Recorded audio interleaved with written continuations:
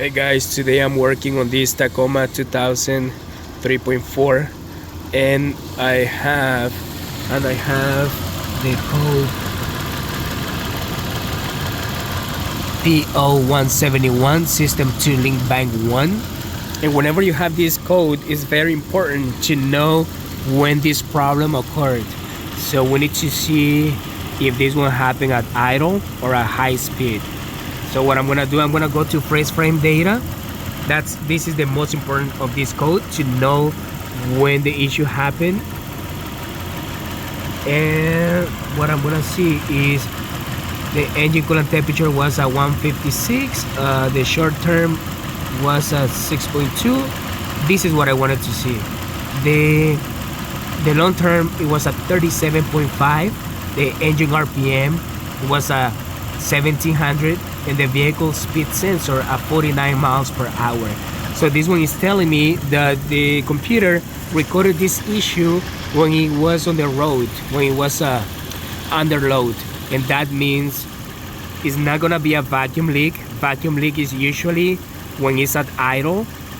This is telling me that there's no vacuum leak, and I'm gonna be checking the fuel pressure and the mass airflow sensor. For this matter, I have the scope ready to check the mass airflow sensor, and what I'm gonna do is I'm gonna go to live data just to see. Right now, as you can see, at idle we have perfect fuel trim, and that's confirming that there's no issue at idle. But I'm gonna go about 25 to 3000 RPM, and we'll be checking the fuel trim.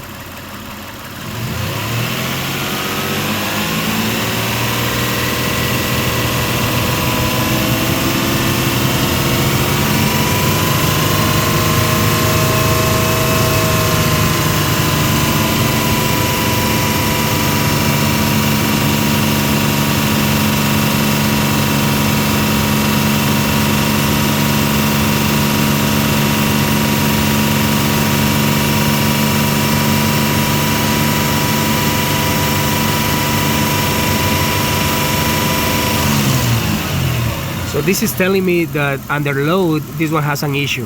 So it's gonna be either low fuel pressure, or the mass airflow meter is gonna be dirty or damaged. So this is where I am right now. We're gonna be checking right here at the scope.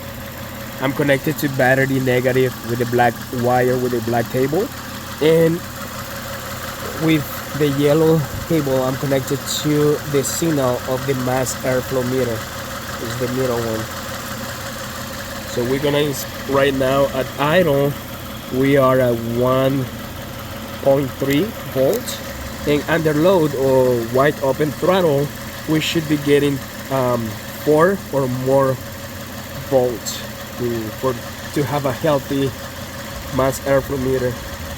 So I'm gonna go wide open throttle from here, and we're gonna check it right here. So 3.2, and you can hear the engine sounds like there's a restriction, like it's not breathing right. 3.2, that's the max. One more time. 3.2. 3.4. You see the glitches as well right here at the beginning. That one was a nice one. Let me go one more time. 3.4, that's the max. There's a glitch right there. There's another one. If I go really fast, wide open throttle, I'm gonna try to go slow.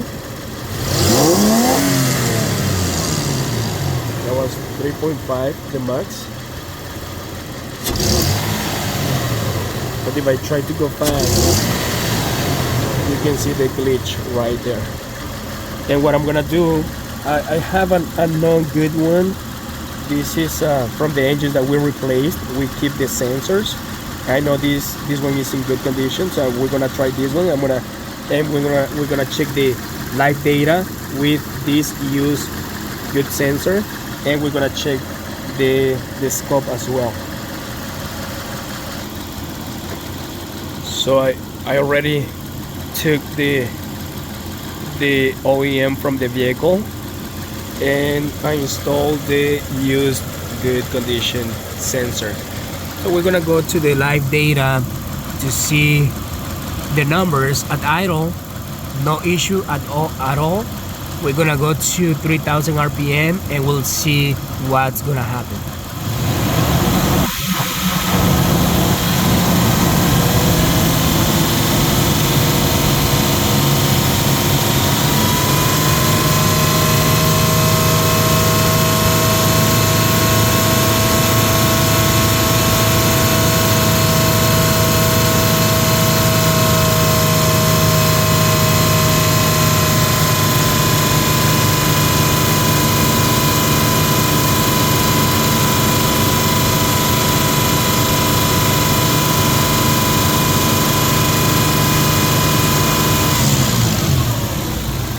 So you see what happened when I went to 3000 RPM, the numbers, they started contradicting each other, that the computer was trying to balance it out.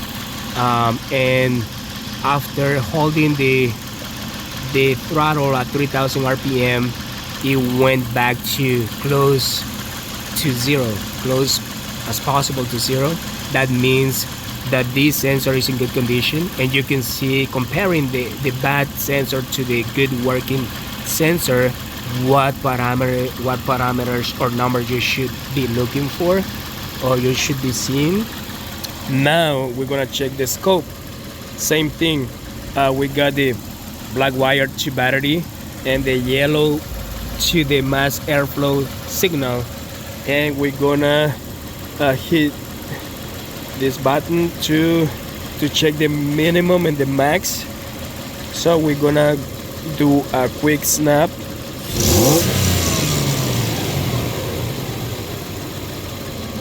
Okay.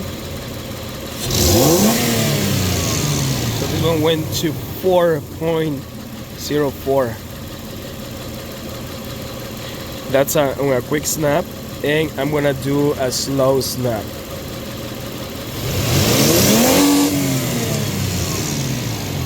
This one went to 4.196.